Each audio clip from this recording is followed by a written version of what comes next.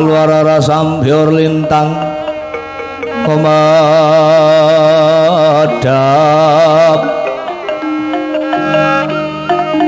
Gusti sonya tengah wangi lumrang gahandaning pos peta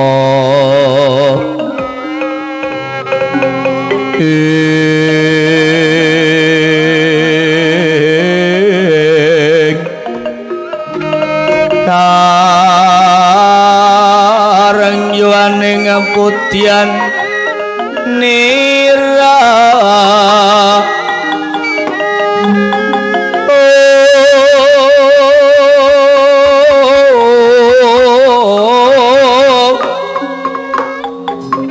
sang dwi jawara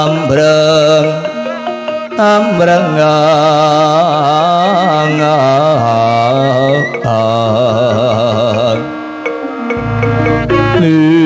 lir swaraning madu branto manung som sak rining kembang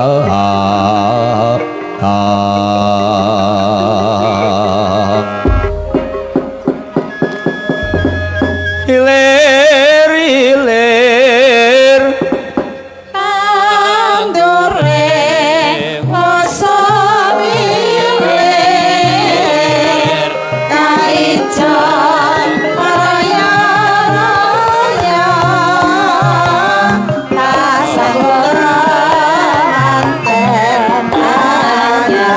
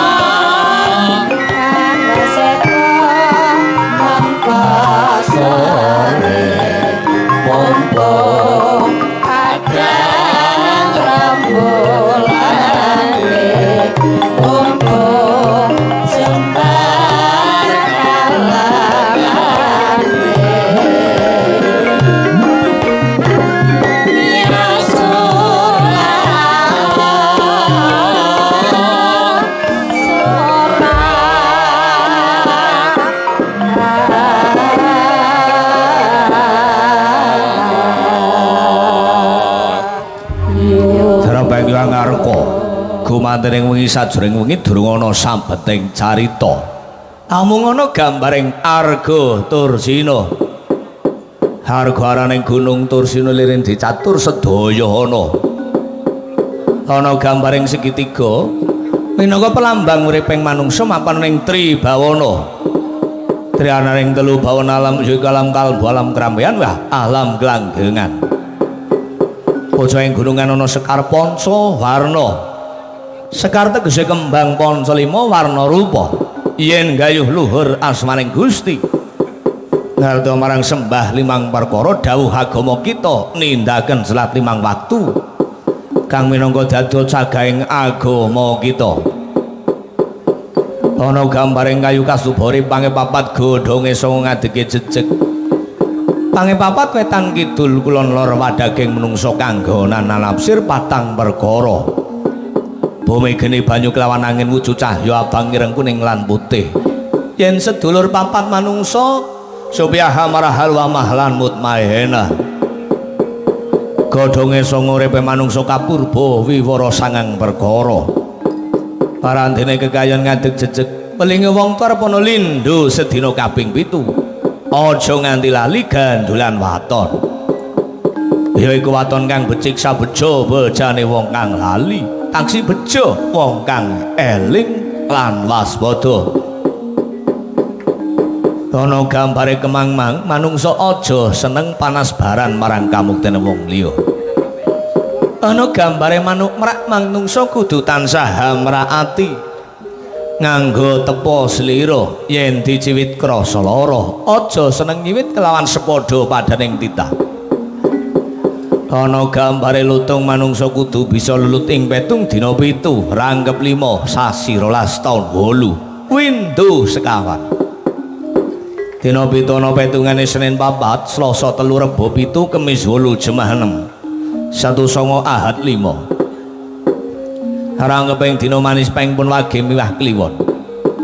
manis 5 ping 9 pon 7 wage 4 kliwon 8 sasine 12 Sura Sapar mulut bakto mulut Jumadil awal Jumadil lahir Rajab Saban Poso Sawal Dul Kaidah miwah besar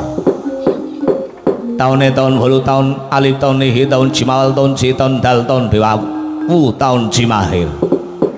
windune windu sekawan windu adi windu kuntara windu senguremeh windu sanjaya ana gambare macan mapan ana ing sisi kiwa tegesipun wong pinter nanging kulina ngewaken marang kepinteranipun osok wangsulipun kebo mapan ing sisi tengen wong bodho nanging tumindak becik tan handar beni watak adigang adigung lan adiguna. Ana gambare gedhong suwung gambarake wong mati mlebu ning alam kubur derajat pangkatan ginawa sing digawa mung mari putih lan amal ingkang saleh. Ya tengene gunungan ana buta lara jeneng Cingkara Balemah Balawata cara malaikat mungkar lawan angkir kang nunggu sadring alam kubur. Nagone sapa pangeranmu apa agamamu sapa nabimu apa kitabmu lan sapa sedulurmu. Yen tan bisa mangsuli sabet hodo ambyar sewalang-walang winale ing ponan kayon gambare abang teges wong kang ora iso ngendhaleni hawa nafsune kecemplung sajroning gara-gara